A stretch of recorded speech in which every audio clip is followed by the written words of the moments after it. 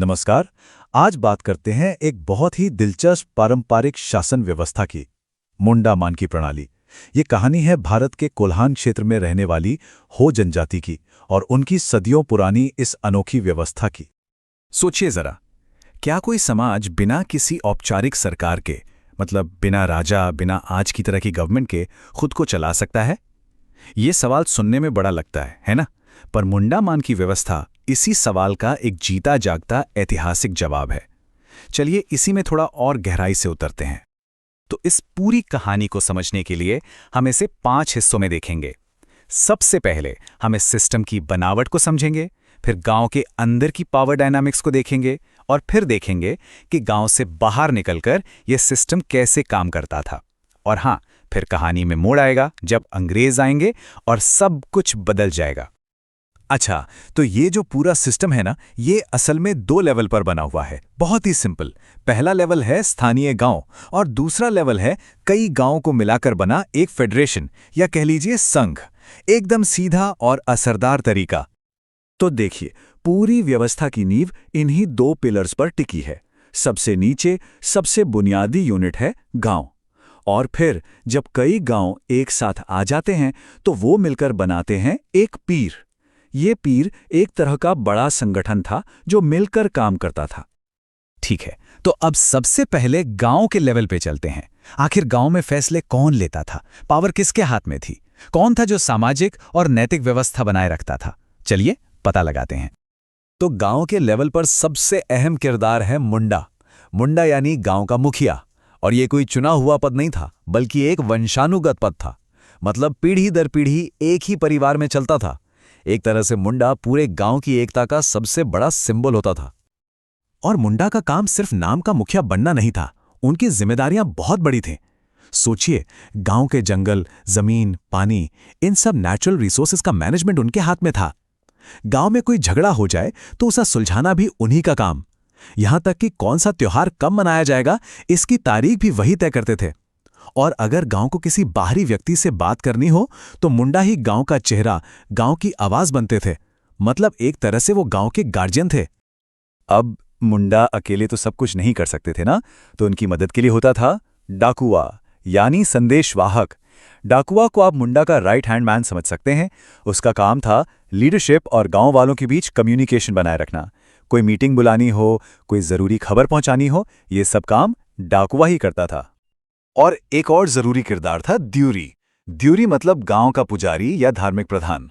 इससे पता चलता है कि उस समाज में एडमिनिस्ट्रेशन और धर्म कितने जुड़े हुए थे।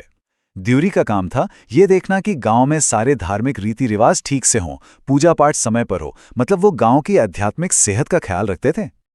तो ये तो हुई गांव के अंदर की बात। अब थोड़ा जूम आउट करते हैं और अगले लेवल पर चलते हैं।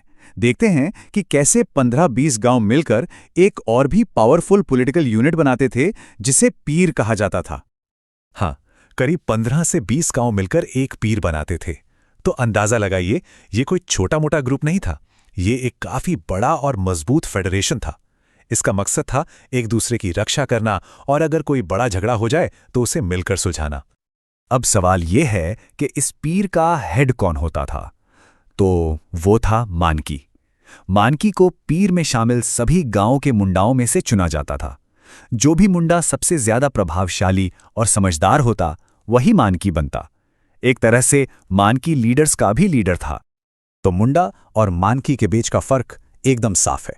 मुंडा का काम था अपने गांव के अंदर के मामले देखना, लेकिन अगर झगड़ा 2 अलग अलग गांव के बीच हो जाए तो फिर मामला मानकी के पास जाता था। ये एक तरह का 2 स्टेप जुडिशियल सिस्टम था। सब कुछ एकदम व्यवस्थित। ये सिस्टम सदियों से ऐसे ही आत्मनिर्भर होकर चल रहा था। पर फिर कहानी में एंट्री होती है एक बाहरी ताकत की, और सब कुछ बदलने वाला था। जी हां, आप कहानी में आता है एक बहुत बड़ा ट्विस्ट। ब्रिटिशर्स इस इलाके में कदम रखते हैं, और उनके आने से यहां की पूरी जीवन शैली, ये पूरा पारंपरिक सिस्टम एक बड़े चैलेंज का सामना करता है। यहीं से शुरू होता है टकराव का दौर। चलिए जरा टाइमलाइन पर एक नजर डालते हैं कि ये सब हुआ कैसे। 1760 के दशक से ही कोल्हान में ब्रिटिश प्रभाव बढ़ने लगा था। फिर 1831-32 में ब्रिटिश की दमनकारी नीतियों के खिलाफ कोल विद्रोह भड़क उठा। ये विद्रोह एक टर्निंग पॉइंट था। इसके बाद ही अंग्रेजों को समझ आया कि इस इलाके को मैनेज करने के लिए उन्हें अपनी स्ट्रैटेजी बदलनी पड़ेगी, और फिर 1837 में कैप्टन विल्किंसन में कुछ नए नियम लागू किए। विद्रोह के बाद अंग्रेजों ने इस सिस्टम को पूरी तरह खत्म नहीं किया, बल्कि उन्होंने एक समझौता किया। एक ऐसा समझौता जिसने पारंपरिक ताकतों को मान्यता तो दी, लेकिन उन्हें ब्रिटिश सिस्टम का हिस्सा बना लिया। और इसी ऐतिहासिक समझौते को आज हम विल्किंसन रूल के नाम से जानते हैं। तो विल्किंसन रूल में हुआ क्या? कुछ बड़ी बातें हुई। एक, पारंपरिक मुंडा मानकी सिस्टम को ऑफिशियली मान्यता मिल गई। 2, मुंडा और मानकी के पद वंशानुगत ही रहे।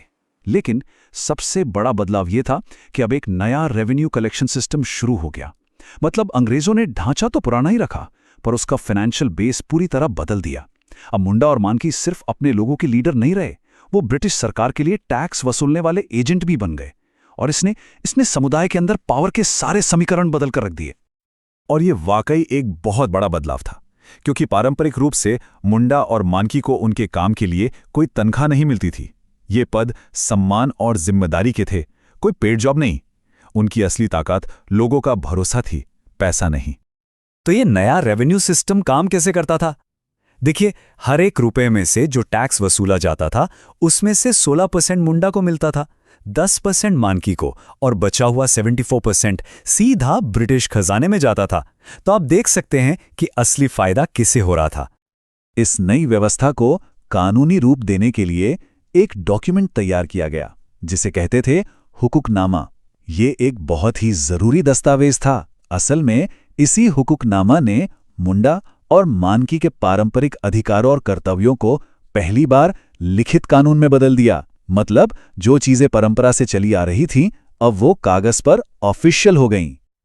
और यहीं पर आकर हम एक बहुत बड़े सवाल पर रुकते हैं। जब किसी परंपरा को कानून की किताबों में लिख दिया जाता है, तो क्या वो ज्यादा मजबूत होती है या अपनी असल आत्मा खो देती है? विल्किंसन रूल ने मुंडा मानकी सिस्टम को मान्यता देकर उसे शायद खत्म होने से तो बचा लिया, लेकिन क्या उसे ब्रिटिश सिस्टम का हिस्सा बनाकर उसकी असल रूह को ही बदल दिया? ये सोचने वाली बात है।